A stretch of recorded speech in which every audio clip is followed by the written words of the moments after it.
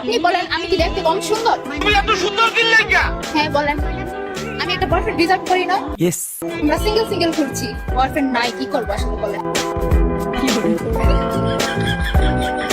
রুকো যারা, আমিও আসতেছি। যে কেউ এসে বললে তো আর হয়ে গেল না, তাই না? এবার বলে তো আমাদের থাকতোই বয়ফ্রেন্ড। আপু আপনি তো আসলে অনেক সুন্দর, আপনার জন্য তো 3টা বয়ফ্রেন্ড লাইনে থাকা উচিত ছিল।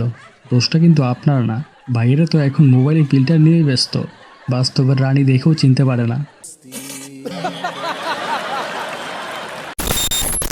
মা, তুমি আর বাবা যে ঝগড়া করো, এর মধ্যে দোষ কার বেশি? তোর বাবার?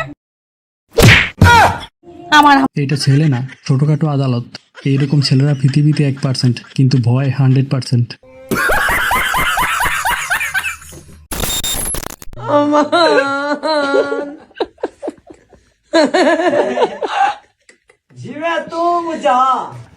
ও ভাই রে ভাই, একদম মাল্টিপারপাস আপু। কিন্তু আপু, ছাগল নিয়ে শপিং করতে আসছো নাকি শপিং করতে করতে কোরবানি দিবা?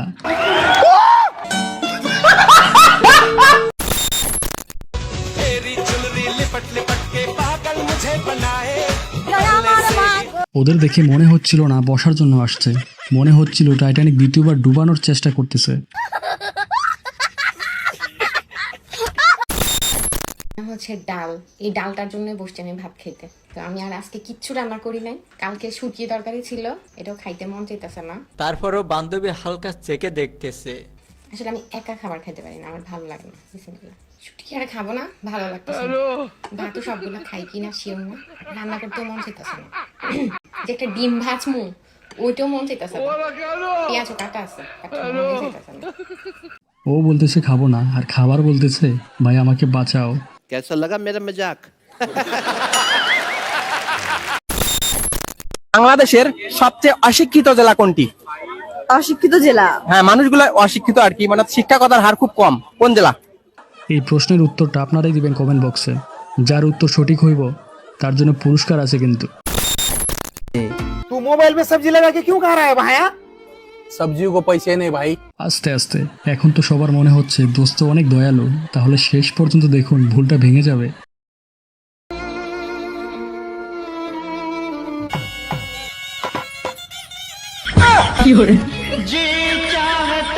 और चाहिए? ओए मार मार मार, ओए मार मार को। এইরকম দোস্ত থাকলে খুদা নিজেই আত্মহত্যা করবে। अगर हम गाय के गोबर की बात करें तो मेरी मम्मी तो एकादशी के व्रत पे हमेशा गाय का गोबर लेती थी। ये देखिए, एक चम्मच गोबर।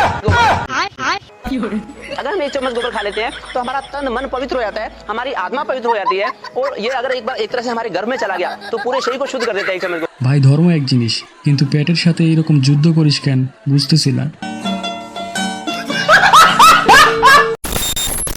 ভাই ও প্যানেল মে আর গুছাইছে, মামুন ভাইয়ে লাচাইছে, অন্য লোকে তো ডাব। বিয়ে বাড়ির হাওয়া এত গরম, তাই ছেলেটা চাকরি নিয়েছে হিউম্যান এসি হয়ে। तू समझा? हाँ। नहीं, तू समझा नहीं।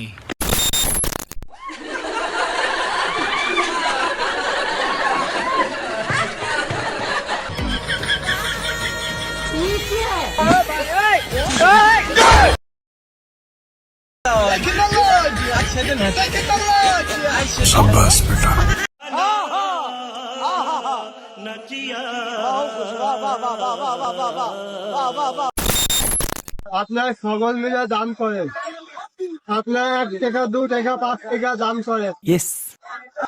ভাই আল্লাহ, তার সাথে বকছি আমি, বকছি মুখি ব্যথা হয়ে যাচ্ছে, কেউ দেখছে না রে। মানুষ নাকি? পাবলিক যদি মুখ ব্যথার জন্য ভিক্ষা দিত, বাসের হেল্পার রোজ লাখ হতে হইতো। আর ভিক্ষা না, কেউ যদি পারেন এসব মানুষদের কাজ দিবেন, তাহলেই মুখ আর পেট দুইটাই ঠিক থাকবে। समझ रहे हो? समझ रहे हो आप? হ্যালো,